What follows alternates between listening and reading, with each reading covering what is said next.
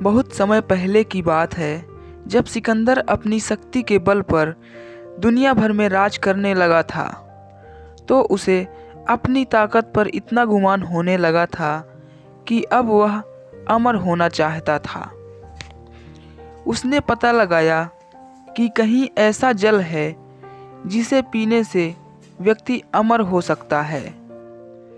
देश दुनिया में भटकने के बाद आखिरकार सिकंदर ने उस जगह को खोज लिया जहां पर उसे अमृत प्राप्त हो सकता था। वह एक पुरानी गुफा थी जहां पर कोई आता जाता नहीं था।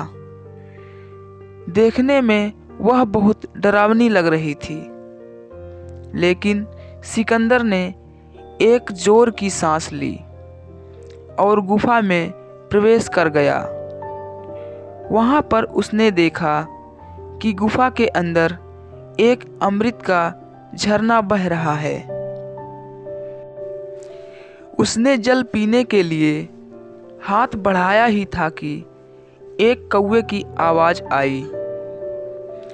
कौवा जोर से बोला, ठहर, रुक जा, यह भूल मत करना। सिकंदर ने कौवे की तरफ देखा। वह बड़ी ही दयनीय अवस्था में था।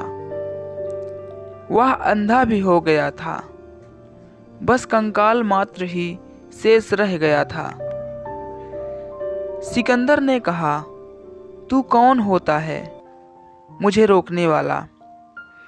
मैं पूरी दुनिया को जीत सकता हूँ, तो यह अमृत पीने से मुझे तू कैसे रोकता है?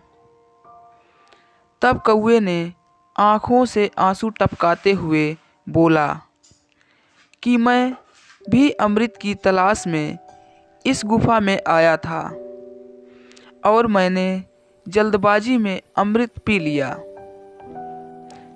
अब मैं भी कभी मर नहीं सकता, पर अब मैं मरना चाहता हूँ, लेकिन मर नहीं सकता।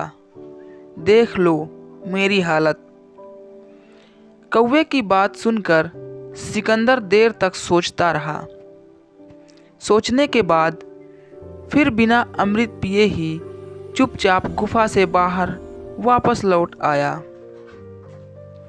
सिकंदर समझ चुका था कि जीवन का आनंद उस समय तक ही रहता है जब तक हम उस आनंद को भोगने की स्थिति में होते हैं।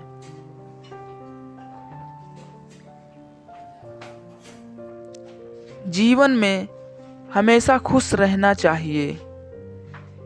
हमें कभी भी खुश रहने के लिए बड़ी सफलता या समय का इंतजार नहीं करना चाहिए,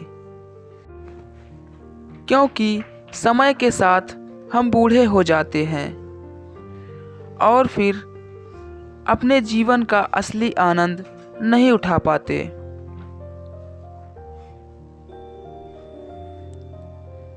अगर आपको हमारी स्टोरी अच्छी लगी हो तो अपने दोस्तों के साथ भी शेयर कीजिए और कमेंट में ज़रूर बताइए कि कैसी लगी हमारी स्टोरी।